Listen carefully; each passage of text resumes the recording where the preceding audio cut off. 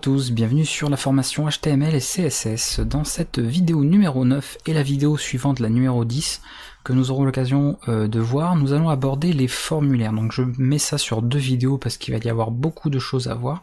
Et je prendrai comme ça le temps de vous expliquer tout ce petit concept en fait autour des formulaires, avec pas mal d'utilisation de balises et notamment d'attributs. Il va y avoir beaucoup d'attributs. Il y a certaines choses qu'on ne pourra pas voir bien évidemment, mais vous en faites pas, je vous redirigerai là où il faut pour vous renseigner un petit peu sur tout ça. Et notamment en tout cas ici parler des, on va dire, des cas les plus courants pour ce code là. Alors, on va aborder ça, donc déjà bon voilà, ça ce sera bien comme ça. Qu'est-ce qu'un formulaire? Je pense qu'on peut commencer par là, c'est la base tout simplement, ce qui semble le plus logique. Un formulaire, c'est le genre de choses que vous avez très certainement déjà rempli sur un site web. Alors bon, déjà au format papier, ça a dû arriver pour des démarches administratives, mais également sur internet, peut-être pour demander, je sais pas moi, un document d'identité, faire une commande d'un article sur internet, donc du shopping sur internet, ou l'inscription tout simplement sur un site internet, voilà. L'inscription sur un réseau social ou autre, vous êtes passé par un formulaire.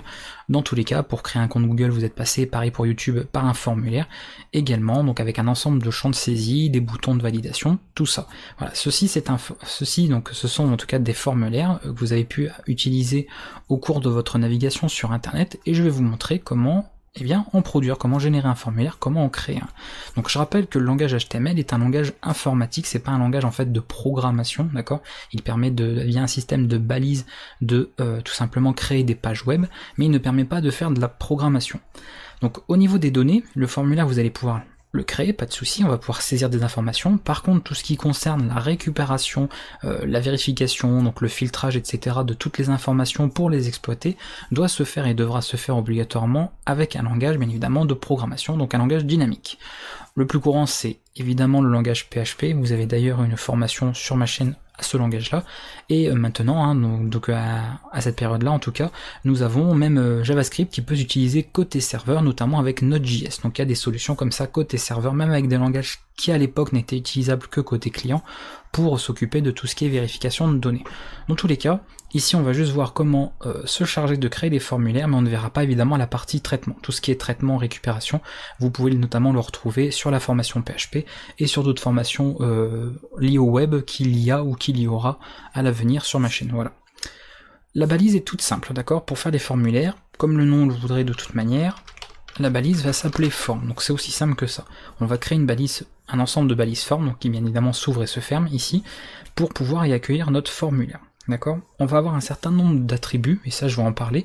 Je ne pourrai pas tous les citer, mais de toute façon je vous redirigerai encore une fois au bon endroit pour retrouver toutes les informations complètes par rapport au standard, par rapport au W3C qui spécifie toutes les recommandations et les standards concernant ce langage, et on verra un petit peu, encore une fois, l'essentiel dans cette vidéo.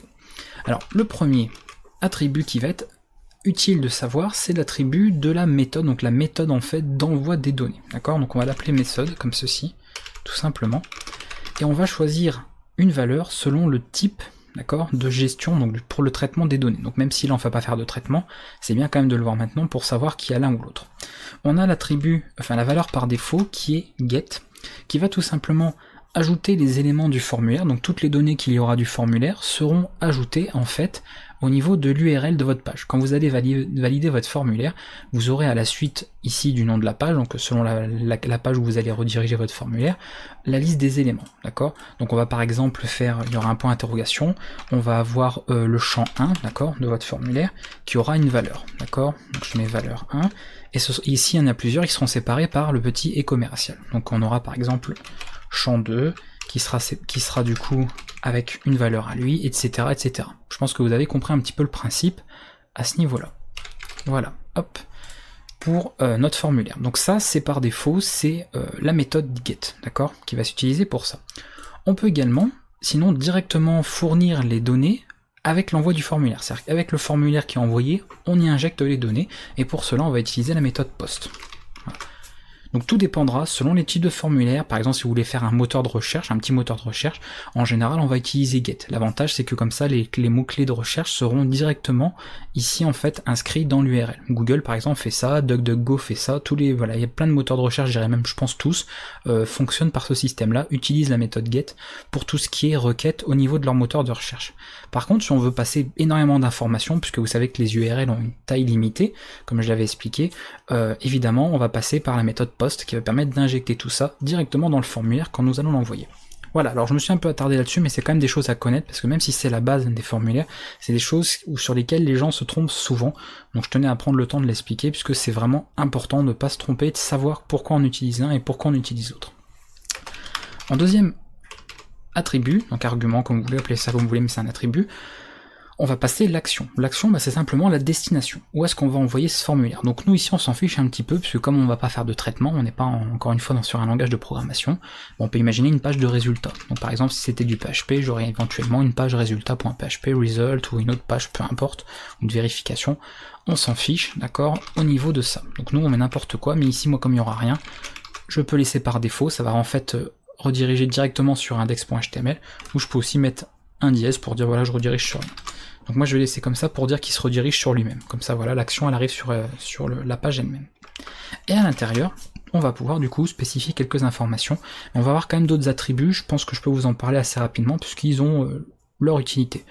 On peut évidemment, mais ça c'est un attribut universel, hein, j'en ai parlé de toute façon, vous pouvez aller voir dans les tutoriels HTML, CSS, il y a pas mal de choses disponibles notamment sur les attributs universels, c'est-à-dire que vous pouvez utiliser sur toutes les balises HTML. Donc l'attribut name, tout simplement, pour pouvoir nommer votre formulaire, donc vous pouvez lui donner un nom. D'accord, hein, donc moi je vais l'appeler avec un nom très recherché, mon formulaire par exemple. On peut également spécifier où va être envoyé le formulaire au niveau du contexte. Donc, je parle de contexte puisque on est en HTML5, donc c'est des contextes de navigation et non plus des frames, donc des fenêtres. Donc dire où est-ce qu'on va en fait, comment on va afficher en fait le résultat, donc l'envoi de notre formulaire. Donc on va utiliser pour cela l'attribut target et on va pouvoir y placer tout un nombre d'éléments. Par défaut, il est égal à self, donc si c'est pas self, bah, vous le mettez pas, parce que c'est comme ça que c'est défini par défaut. On peut également l'envoyer à éventuellement un contexte parent, c'est-à-dire qui serait celui d'avant. On peut l'envoyer au tout premier contexte, donc la toute première page en réalité, hein, pour être un peu plus clair pour vous, de votre site web. Donc du coup on utiliserait top, et si on veut l'ouvrir tout simplement dans un nouvel onglet du navigateur, on va le passer avec blank. Donc ça on l'avait vu sur les liens, si vous vous souvenez, avec la balise A, on avait vu cet attribut target qui peut fonctionner comme ça. Donc j'en parle parce qu'on peut le faire sur un formulaire. Là par exemple ça veut dire que ici, l'envoi de formulaire se fera du coup dans un nouvel onglet de mon navigateur internet, tout simplement. Donc moi par défaut je vais pas m'embêter, je vais laisser comme ceci. Le nom d'ailleurs je peux l'enlever, c'était pour vous le montrer, que vous sachiez que ça existe. Et voilà. Et on a également un autre attribut intéressant qui est le autocomplete. Ça j'en parle puisque ça que maintenant, en 2018 surtout, c'est intéressant de se mettre voilà, à des choses modernes au niveau des formulaires, d'utiliser les derniers standards du langage HTML. Et autocomplete, c'est tout simplement pour activer ou non l'autocomplétion du formulaire. Donc en mettant on ou alors en mettant off. C'est-à-dire que si votre navigateur a enregistré d'accord certains champs, et bien en mettant à on, automatiquement il va auto-compléter un formulaire et des fois ça peut faire gagner beaucoup de temps. Donc vous pouvez le faire comme ça, le décider sur tout l'ensemble du formulaire en utilisant l'attribut autocomplete à ce niveau-là. Voilà, ça peut être utile. Enfin, je voulais vous parler, mais ça je vais aller très vite puisque ça va concerner, ce sera autre chose, c'est quelque chose qu'on verra en annexe, d'accord, en complément sur un tuto qui est peut-être même déjà publié sur la chaîne au moment où vous regardez cette vidéo, qui sait, après au moment où je l'ai enregistré, il n'y était pas, c'est l'attribut, non c'est pas celui-là en plus des bêtises, c'était pour l'attribut en fait, pour les, comment ça s'appelle, pour les formulaires d'envoi, là je vais y arriver, je me perds dans mes mots, on va utiliser l'attribut EncType. EncType, il va permettre en fait de spécifier un type MIME, M-I-M-E, qui va définir en fait l'identité d'un type de fichier, si c'est un PDF, si c'est un fichier, je sais pas moi, n'importe quoi en fait, un exécutable, une archive ou autre. Mais ça, pareil, je passe très vite dessus, ça concernera surtout les formulaires d'envoi de fichiers, d'accord, si on fait un formulaire d'upload, mais ce n'est pas le thème de cette vidéo. Et on a d'autres aussi attributs, on a par exemple accept charset, mais en plus il gentille l'autocomplète, qui permet de spécifier plusieurs encodages, donc en mettant bien évidemment en premier celui que vous préférez par défaut. Donc ça peut être UTF-8, on peut mettre un espace pour mettre, je sais pas moi, ISO 89.1, je sais plus, enfin bref. Bon, c'est pareil, c'est pas spécialement si votre page de toute façon est encodée en UTF-8, en général ça lui pose pas trop de soucis, il gère très bien les choses en UTF-8 également. Donc moi j'ai pour habitude d'utiliser surtout méthode, action pardon, comme attribut pour les formulaires, autocomplete éventuellement si ça peut, voilà, si je spécifie quelque chose de précis, et voilà. Comme ça, c'est assez clair. Donc pareil, j'ai pris le temps de bien vous les expliquer. De toute façon, il y a 2 vidéos sur les formulaires. Et cette vidéo, on va parler que d'une seule balise en fait, parce que c'est pour ça que je vous ai dit, comme il y a beaucoup de choses à voir, et bien dans cette vidéo, on va voir qu'une seule balise en fait, en plus de forme. Donc on n'aura pas vu beaucoup de balises, mais par contre, on va avoir beaucoup d'attributs. Donc voilà pour la base. Donc évidemment, si j'actualise ma page, vous n'allez rien voir du tout. Pourtant, vous voyez que le code source, il est bien pris en compte, il n'y a pas de souci. Donc on va commencer à ajouter des éléments. Pour cela, on va tout simplement s'occuper de mettre un champ de saisie au niveau de notre formulaire. Pour cela, on va utiliser la fameuse balise input. Comme ceci, on va y placer des choses. Par défaut, je vais y mettre un nom. Ça, c'est bien de toujours mettre un nom, parce que ça va être important pour la récupération des données. S'il n'y a pas de nom pour votre champ, ça va être galère pour travailler dessus. Donc ça, prenez l'habitude, le nom, de toute façon il est obligatoire, il faut le mettre, c'est vraiment important pour la récupération. Donc on met le nom. Donc moi je vais mettre par exemple prénom, je sais pas moi, user. Du coup je vais mettre username, hein, tant qu'à faire. On va mettre ce genre de choses, et je vais y spécifier quelque chose. Ici je vais mettre un petit texte avant, je vais mettre comme ceci, non, d'accord. Donc là je m'embête pas trop, au niveau de la présentation, vous verrez que par défaut, comme rappelez-vous, hein, HTML n'est pas fait pour faire de la mise en page, on n'aura pas quelque chose de très joli. Mais encore une fois, le but ici c'est de voir la sémantique, la partie contenu, plus que la mise en page, le design. Hein. Donc input name, username. On va juste faire ça, on actualise, et dès le début nous avons voilà notre petit texte avec le champ de saisie, où je peux bien évidemment écrire le nom dedans, il n'y a pas de problème, ça fonctionnera, d'accord? Donc ça, pas de souci. Du coup, ce qui est important de voir par rapport à ça, c'est que nous allons pouvoir renseigner beaucoup d'informations, notamment via des attributs, au niveau de ce champ input, d'accord? Donc ça c'est vraiment important. Alors déjà pour faire plus proprement au niveau du label, j'ai avancé en fait, j'ai pris de l'avance sur ce que j'allais dire. Au niveau du texte ici, nous allons en faire un label. Un label ça va être beaucoup plus pratique, notamment pour ceux qui travaillent au clavier. Il y a des gens qui ne peuvent pas utiliser la souris ou autre, qui naviguent exclusivement avec un clavier. Du coup c'est très important d'utiliser ça, d'accord, de spécifier certains champs précis, de faire les choses proprement pour que on puisse utiliser un formulaire par exemple seulement au clavier, qu'on n'ait même pas besoin à la rigueur de la souris pour le faire. Alors je montrerai pas tout, hein, tout ce qui est question d'accessibilité dans les vidéos, parce que malheureusement ça prend énormément de temps, mais fort heureusement les navigateurs maintenant gèrent déjà beaucoup de choses par défaut, donc on va dire qu'ils ont allégé le travail des développeurs, donc ça c'est plutôt bien, surtout pour les gens, encore une fois, qui peuvent avoir des difficultés physiques, moteurs, pour utiliser, naviguer tout simplement sur internet, remplir ne serait-ce qu'un formulaire. Donc là on va juste utiliser une autre balise, donc ce sera exceptionnellement, on va voir celle-là quand même, qui est la balise label, et on va l'appeler avec l'attribut for, et on va mettre par exemple quelque chose. Donc moi je vais mettre name, comme non pas main name parce que ça va être bizarre, je vais mettre prénom, voilà, pour bien différencier. Et là, bon merci, c'est pour ça que ça c'est casse-pied au niveau de Visual Code, il faudra que je le désactive par défaut, bravo. Je sais que ça se désactive dans les configurations, dans les paramètres, et voilà. Donc on entoure bien le texte, d'accord, de label, d'accord, et on peut mettre un attribut for avec ici un identificateur en fait. Et du coup, pour le lier avec un champ en particulier, il suffit d'utiliser un attribut universel, encore une fois, qui est ID, et en mettant le même nom qu'ici, voilà. Donc c'est important. Pour le label, le nom ici au niveau du for doit être le même qu'au niveau du ID pour l'input. Comme ça, bon là je sais pas si on va voir machin, si je fais tab, vous voyez, hop, il me donne directement le focus sur le champ de saisie. Donc j'ai pas besoin de la souris en fait pour le faire. Je réactualise tout simplement, hop, j'appuie sur la touche tab et j'arrive sur le formulaire. Ça peut être tout à fait pratique, et encore une fois, vous allez vraiment faciliter le travail, en tout cas la saisie pour ceux qui n'utilisent pas la souris. Donc ça c'est des choses à savoir. Donc tout simplement, et là on rentre, on peut mettre, si vous voulez vous pouvez mettre 100, il n'y a pas de problème, ça posera aucun souci, tout simplement pour valider, voilà, pour faire une petite présentation avec vos 2 points, ça c'est vous qui voyez au niveau de la présentation. Voilà donc pour, on va dire, ce qui est, j'ai envie de dire, le strict minimum, d'accord, si on veut faire les choses proprement. Après on peut même encore faire mieux, pourquoi pas, c'est de mettre carrément des balises paragraphes à chaque fois.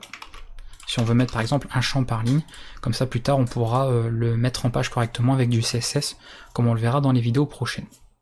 Donc là, on a vraiment quelque chose de simple, encore une fois, vous voyez, c'est vraiment par défaut, mais les informations en tout cas principales sont transcrites. On peut également, et ça c'est aussi un attribut qu'on peut retrouver sur pas mal de balises, qui est l'attribut placeholder.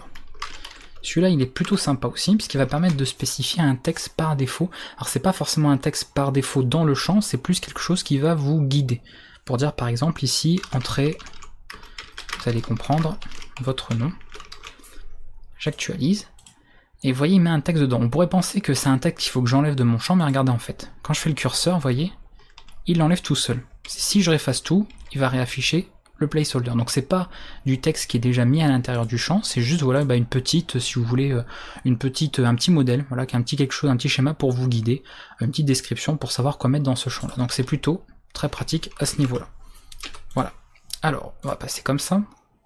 Donc là on a tout ici, le placeholder, etc. Et on va voir maintenant un autre attribut, qui est du coup l'attribut qui possède énormément de valeur, et c'est pour ça que je voulais faire une première partie juste sur ça, qui est l'attribut type, parce que là on n'a pas dit le type du champ de saisie, et c'est un peu embêtant. Rappelez-vous qu'en HTML, l'important c'est d'avoir quelque chose de sémantiquement correct, pour que ça puisse énormément aider les moteurs de recherche, tous les robots en fait qui vont analyser vos pages, et de rendre l'information beaucoup plus pertinente. Donc on va avoir notre fameux attribut type, d'accord, comme ceci, avec une valeur. Et là les valeurs, il y en a beaucoup. Donc déjà, je vais revirer tout ce que j'ai fait là, histoire de gagner du temps, et que ce soit beaucoup plus lisible pour vous. Donc je renlève tout ça, d'accord, je vais enlever name, nanana. Donc je mets type, pas de souci, et je vais remettre name ici, voilà. Champ, formulaire, parce que c'est toujours bien de mettre un nom. Et puis ça, écoutez, je vais l'enlever aussi, voilà. Voilà, au niveau type, donc ça c'est la base. Et ici, au niveau de cet attribut type, on va pouvoir lui mettre énormément de valeurs. Il y a vraiment plein de choses. Toujours en fonction du type de champ en fait, de saisie que vous allez vouloir gérer. Par défaut, le plus courant, c'est le type texte, comme ceci. Donc c'est en anglais, rappelez-vous, donc pas de E à la fin. Là, vous allez gérer un texte standard, d'accord? Dessus, pas de problème. Oui, bien sûr. Voilà, il n'y aura pas de souci à ce niveau-là pour gérer le texte. Donc ça, c'est des choses à savoir. On peut également spécifier, ça j'en parle parce que c'est quand même assez récurrent, j'ai envie de dire, sur les formulaires sur Internet, un champ pour les mots de passe, qui va être du coup la valeur password, tout simplement. Donc là, c'est la même chose, sauf que vous voyez, je n'affiche rien, tout simplement. Donc ça se remplit comme ça par défaut, ça permet de masquer en fait les caractères pour saisir un mot de passe, mais ça c'est des choses que vous avez déjà vues, que vous avez probablement de toute manière déjà utilisé, déjà pratiqué sur un site quelconque, quand vous êtes inscrit par exemple dessus. Donc deux choses intéressantes à savoir, texte, password, ça c'est vraiment la base. Après on va avoir d'autres types également, et là du coup on rentre dans des choses un peu plus complexes. Alors il y a des types, je vais pas parler parce que c'est pas forcément utile tout de suite, c'est-à-dire que là au niveau où vous en êtes, si vous regardez cette vidéo, il y a plein de types qui honnêtement vous seront complètement inutiles, donc je vais vraiment parler de ceux qu'on retrouve pas mal. Il y a le type checkbox, celui-là il est bien à connaître. Je vais noter par exemple comme ceci, je vais noter publier la news, alors je mets pas de label, hein, tout ça, je mets pas de label, publier la news, etc. Donc name, touc. Donc on peut mettre ça, name, est-ce que je peux mettre un non, je peux mettre un identifiant, c'est pas la peine.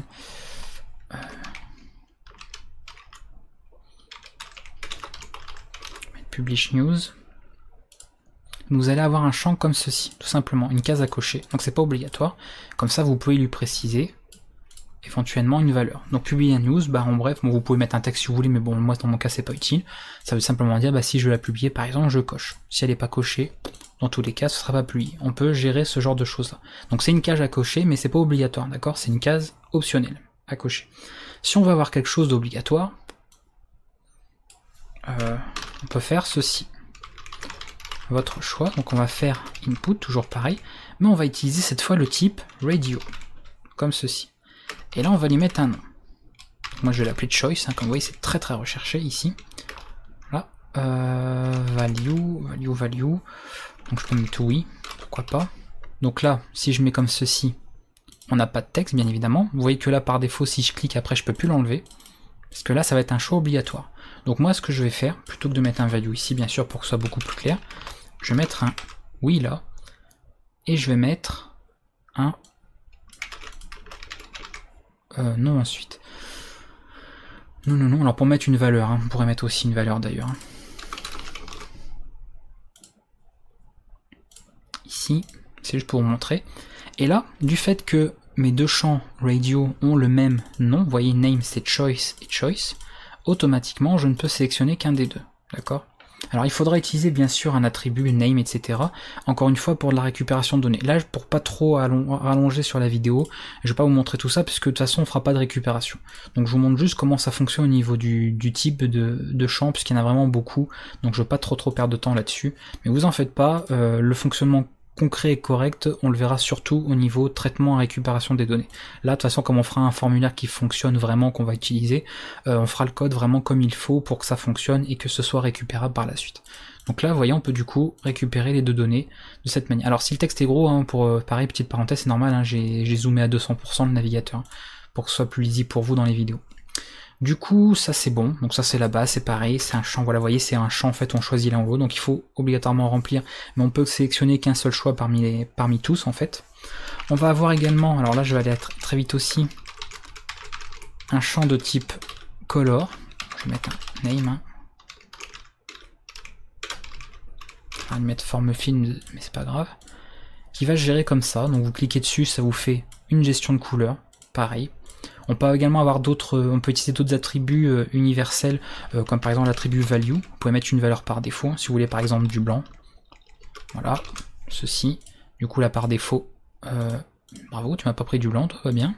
Comment se fait-il que what the peut-être le dièse qui veut pas. Non, même pas. Alors là par contre c'est bizarre, parce que normalement il le gère comme ça.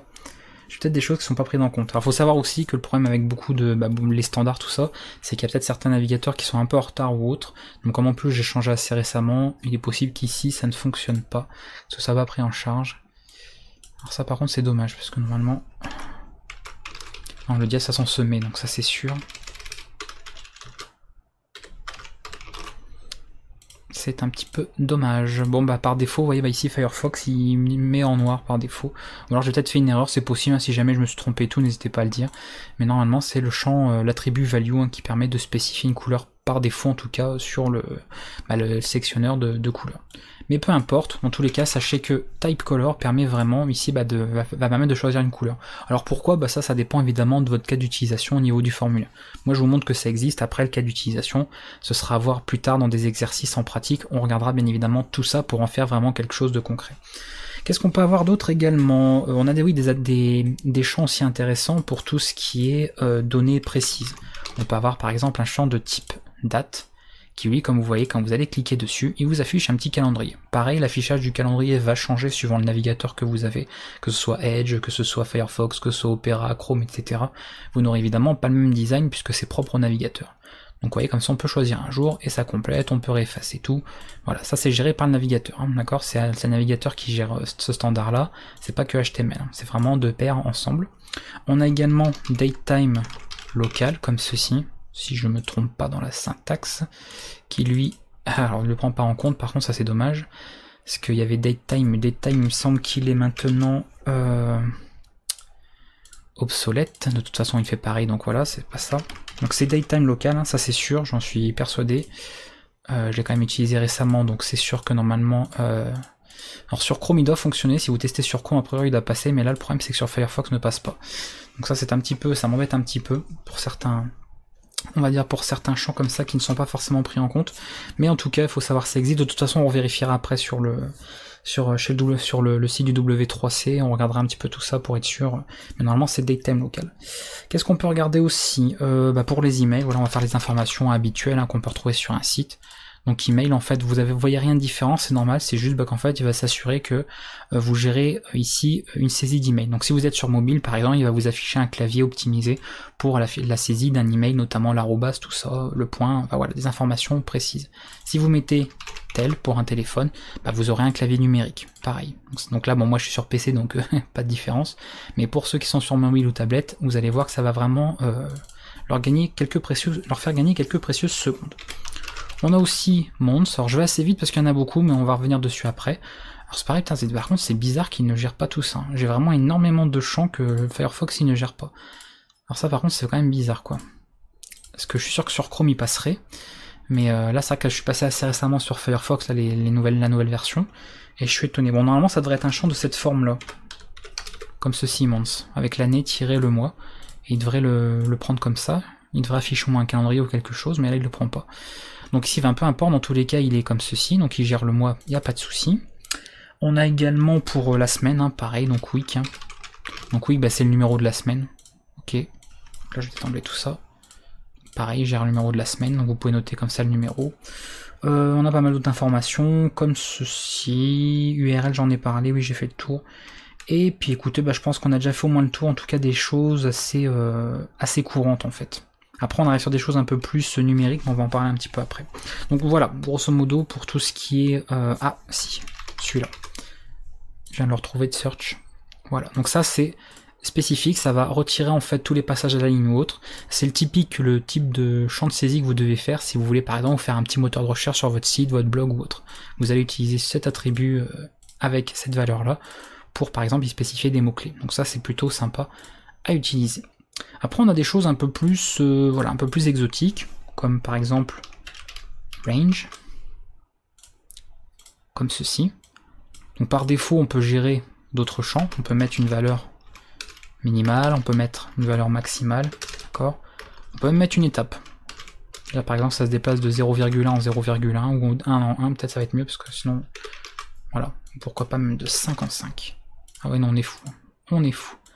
Et là vous voyez ça se déplace de 5 en 5, donc ça fait des petits sauts comme ça de 5. Donc ça pareil, ça peut être sympa à gérer. On a également la même chose pour les nombres, puisqu'on peut faire également number. Donc number on peut laisser ces attributs là, ils fonctionneront aussi, ils sont valides. Voilà, donc il peut comme ça gérer quelque chose, vous voyez il va de 5 en 5. On peut même afficher normalement avec l'attribut universel value une valeur par défaut. Alors, mettre 200 par contre là sinon 150, voilà. Sinon il va chipoter. Non, tu veux pas? C'est bizarre. Déjà pourquoi tu m'affiches 0 par défaut? Ah, voilà, parce qu'il faut rafraîchir le cache en fait, c'est peut-être pour ça qu'il y avait des soucis même tout à l'heure. Il faut que je vide le cache du navigateur.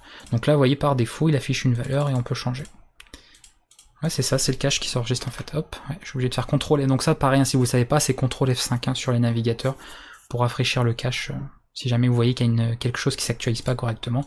Vous l'avez vu en live, donc comme ça, vous avez un bon exemple de cas où ça peut des fois poser problème. Alors, surtout quand vous faites vos tests après de formulaire, vous dites mince, je me suis gouré dans ma syntaxe. Mais non, non, c'est le cache des navigateurs qui en fait peut-être un peu trop. Et du coup, ça me bloque dans les tests. Donc voilà, grosso modo, dans les champs, d'accord, date, date time local, color, range, month, number, text, bon ça c'était le plus important, tel, email, search, voilà, il y en a pas mal. On a vu les champs un peu plus, qu'on va retrouver pas mal, comme checkbox, d'accord, donc j'ai vu très rapidement ça, qu'on a vraiment été très vite, mais de toute façon, on va avoir l'occasion de les réutiliser. Vous savez aussi, je l'ai dit, que pour HTML, CSS, il y aura beaucoup d'exercices également et de mise en pratique, donc on va en faire des formulaires, ne vous en faites pas. Donc vous aurez l'occasion de voir tout ça en pratique, donc je vais pas perdre trop de temps là-dessus. L'important c'est que vous sachiez qu'ils existent, que vous les testiez par vous-même ensuite et que vous voyez comment ça fonctionne. Donc checkbox et radio hein, qui sont vraiment voilà, importants à connaître, password aussi bien évidemment. On a également hidden. Hidden en fait c'est simplement d'avoir un champ caché. Alors attention, ça veut pas dire qu'il ne sera pas là. Il est masqué, par contre au niveau code il existe, donc il sera évidemment envoyé au niveau du formulaire. C'est si vous voulez pas forcément l'afficher par défaut à l'utilisateur. Par contre s'il regarde le code source, il verra que ce champ est là. Donc ne vous en servez pas pour cacher un mot de passe, hein. Je le dis, des fois que, genre je sais pas, quelqu'un qui ferait value égale MDP, genre mon mot de passe c'est ça, et puis qui met voilà, allez un mot de passe super sécurisé comme AZERTY, qui se dit hop, je sais pas pourquoi, hein, je sais pas pour quelle raison, qui voilà, essaierait d'envoyer un mot de passe caché comme ça, mais si vous avez un petit malin qui regarde le code source, et ben il a votre mot de passe. Donc ça c'est bon, c'est de la base, mais faites attention à ce niveau-là, ne vous en servez pas pour ça. C'est vraiment juste pour masquer un champ, question affichage, mais il sera de toute manière envoyé au niveau du formulaire. Donc ça c'est vraiment important à savoir. Voilà, on a aussi le champ deux choses importantes, c'est tout ce qui va permettre de valider, parce que là on a vu un champ de saisie. D'accord, genre quand on avait fait ça, je le remonte très rapidement, texte, name, nanana, mais on va aussi pouvoir après valider notre formulaire. Donc on va faire un type égale submit, comme ceci. Et value, je vais mettre par exemple se connecter. Hop. Donc ça c'est le texte qui sera affiché sur un bouton de validation, comme ceci, tout simplement. Donc il va y avoir l'information, et c'est justement grâce au type submit que là ça va valider le formulaire. Donc là ça a renvoyé sur la même page, puisque comme vous voyez au niveau de action j'ai rien mis du tout. Donc ça c'est important aussi à connaître. Si on veut vider le formulaire, ça se retrouve aussi, donc l'effacer tout simplement, le réinitialiser, on va avoir la valeur reset. Donc ça on le trouve souvent sur les formulaires, on trouve souvent les deux boutons comme ça. Hop, je vais mettre à la ligne. Voilà. Comme ça je rentre quelque chose, effacer. D'accord? Sinon je fais ça, se connecter. Voilà. Le formulaire est du coup soumis pour un traitement éventuel par la suite. Donc voilà toutes ces valeurs d'attributs en tout cas, enfin pour l'attribut type, comme vous voyez il y en a beaucoup, et faut les utiliser. Voilà, je peux pas vous dire grand chose là-dessus. On en a même pour l'autocomplétion, on peut utiliser autocomplete. Par exemple, je sais pas moi ici, je peux faire autocomplete, et ici spécifier un code spécial, donc une valeur spéciale, qui va permettre à votre navigateur, s'il a enregistré des informations comme votre adresse postale, votre code postal, votre ville, votre numéro de téléphone ou je ne sais quoi, pourra autocompléter automatiquement avec la bonne information. Alors ces codes là, je vous le dis, je les connais pas par cœur, d'ailleurs je ne les ai utilisés que assez récemment puisque c'était pas spécialement là sur les anciennes versions d'HTML, notamment avant la version 5. Du coup, on va aller sur le site du W3C pour voir tout ça, parce que c'est des choses bien évidemment qui sont intéressantes à voir. Alors avant d'aller là-dessus, faut savoir aussi, ça je voulais en parler, parce que ça peut être sympa à savoir, vous pouvez utiliser également des expressions rationnelles au niveau des champs, par exemple pour filtrer. Alors encore une fois, ça fait pas office de vérification complètement sûre, vous allez voir pourquoi, tout simplement.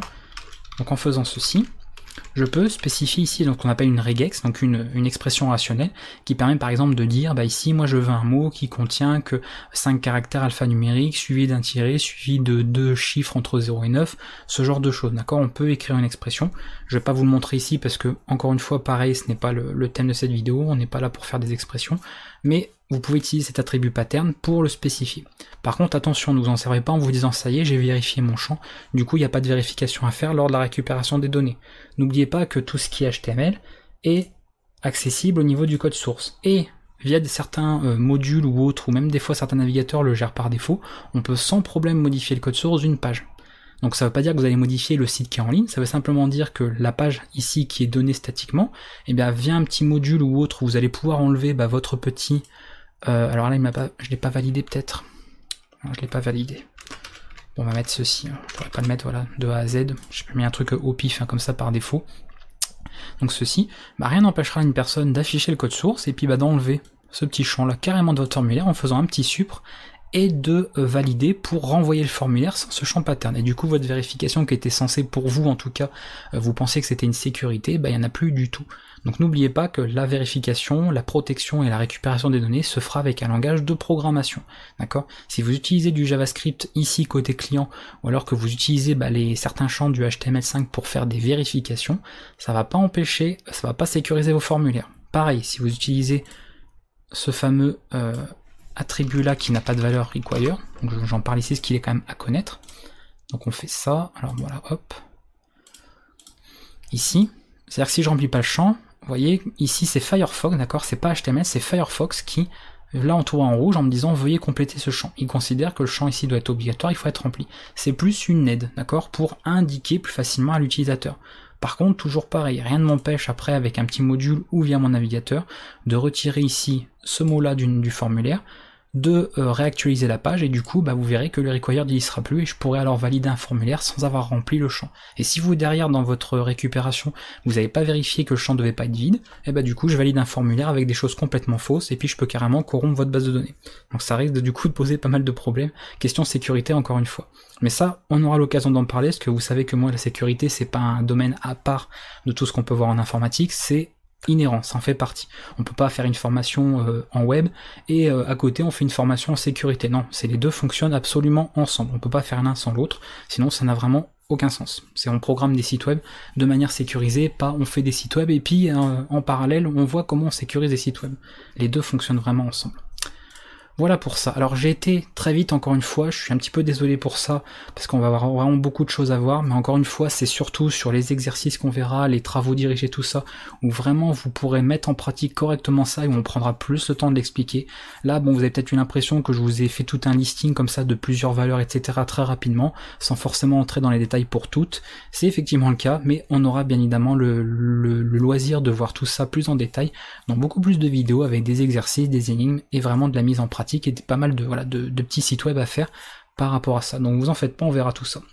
On va terminer du coup, puisque bon, je vais pas vous en dire plus, qu'il y a suffisamment de choses qu'on a vues, je pense, ici, pour cette première vidéo. Alors elle était pas mal longue, mine de rien, pour une toute première partie sur les formulaires, parce que dites-vous que dans la deuxième partie, il y aura encore d'autres choses à voir. Du coup, on va aller sur le site du W3C.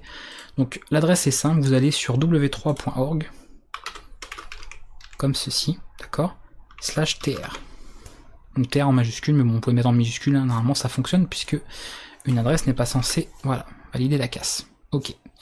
Donc là, pas de problème, vous tombez donc du coup sur le site du W3C, vous cherchez HTML, d'accord, par exemple ici, vous pouvez prendre HTML5 ou ici bah, le truc le plus à jour que vous voyez que ça date de pas très longtemps, hein, du coup, 14 décembre 2017, qui est du coup toute la spécification donc pour les standards actuels, donc HTML 5.2, puisqu'il y a certaines choses qui ont changé depuis HTML5, bah, il y a des choses par exemple en 5.2 qui ne sont plus valides, qui sont devenues obsolètes. Et là vous pouvez trouver un petit peu tout ce que vous voulez, donc notamment nous tout ce qu'on avait vu, notamment sur le input, voilà, input element, voilà. Et là, vous voyez, bon, on retrouve du coup un petit peu pas mal d'attributs dont je vous ai parlé. Je vous ai pas parlé de tous parce qu'il y en a qu'on verra dans d'autres vidéos, il y en a qu'on verra peut-être dans des tutos en complément. Donc, et il y en a aussi qui sont des attributs universels, donc ceux-là on les a déjà évoqués dans un tutoriel à part. Mais on a pas mal de choses ici qui ont été abordées, vous voyez, pattern, tout ça on les retrouve bien, min, max, voilà, toutes ces choses-là. Et on a le fameux, du coup, redo type, voilà, qui contient du coup beaucoup de champs, comme vous voyez. Donc c'est évidemment en anglais, hein, bien évidemment. C'est une spécification tout en anglais, et on a pas mal de choses qu'on peut retrouver. Donc comme prévu, hein, c'est bien datetime local, je vous l'avais dit, hein, donc c'était ça, c'était sûr, qui permet de préciser pas mal d'infos, c'est-à-dire qu'on va l'écrire sous cette forme en fait. On est le combien d'ailleurs? Attendez, j'ai un petit doute, le 10, 15, pouf. 15, et vous mettez un T, et vous mettez l'heure par exemple, donc là bah, du coup c'est 19h, voilà, ce genre de choses. Donc le T pour time, donc ça s'écrit sous cette forme là. Voilà, donc n'hésitez pas du coup à aller sur cette page, à aller regarder, vous avez le détail de pas mal de choses, pas mal de champs, puisque encore une fois je pouvais pas vous parler de tout, parce qu'il y en a vraiment plein, il y en a peut-être que vous n'utiliserez jamais. Moi honnêtement je vous le dis, il y en a plein que j'ai jamais utilisé, il y en a plein même encore que je n'utilise pas, parce que bah, souvent le type texte se suffit à lui-même, celui-là, même si bon il est moins précis, dans certains cas honnêtement vous utilisez ça plutôt qu'un champ URL, ça pose pas énormément de soucis. Après c'est quand même mieux pour une URL d'utiliser celui-là, pour encore une fois les smartphones et tablettes qui auront du coup un clavier optimisé prévu à cet effet. Donc faut y penser, c'est plutôt sympa. Donc là vous voyez, hein, tout est suffisamment précis, même si c'est en anglais c'est quand même suffisamment explicite je pense. Donc n'hésitez pas à regarder un petit peu tout ça. Vous voyez que j'ai pas parlé du type image qui permet de gérer, de spécifier une image par exemple, qu'on pourrait même utiliser comme un bouton pour valider le formulaire. Mais enfin voilà, vous voyez, on tourne dans beaucoup de choses, on peut aller très très loin. Les formulaires c'est vraiment je pense en HTML un truc qui est le moins amusant je pense à enseigner parce qu'il y a trop de choses, il y a vraiment trop de choses. Donc en faire que de la théorie, je vous le dis, moi personnellement c'est pas marrant, donc c'est pour ça que là j'ai été assez vite, comme ça on passe vite avec ça, et après en pratique on prendra bien le temps vraiment de faire des choses sympas, peut-être avec même du CSS pour que c'est un petit design très joli, et voilà, que ce soit agréable à l'œil, et puis vous vous amuserez un peu plus aussi que juste voilà, fabriquer des cases avec des têtes comme ça à droite à gauche qui n'ont pas forcément de sens. En tout cas moi je vais vous laisser avec ça, je pense que j'ai fait le tour pour cette première partie. Dans la deuxième, je vous dis, on verra d'autres petites balises qui vont permettre d'étoffer un petit peu tout ça, notamment d'autres types de balises pour nos formulaires et un peu pour, on va dire, englober, enjoliver un petit peu tous nos petits formulaires. J'espère qu'en tout cas, bon, ça vous a plu, même si, honnêtement, je le reconnais, c'est pas l'une des séances les plus marrantes en HTML, CSS, c'est plus, on va dire, un passage obligé dans le web, mais une fois qu'on a vu ça, après on est tranquille. Et vous, après, bah voilà, vous aurez, avec la pratique, vous saurez quoi utiliser, quand et comment, et tout se passera bien. Je vous dis à bientôt tout le monde, et on se retrouve du coup pour la séance 10, pour la deuxième partie sur les formulaires. À bientôt.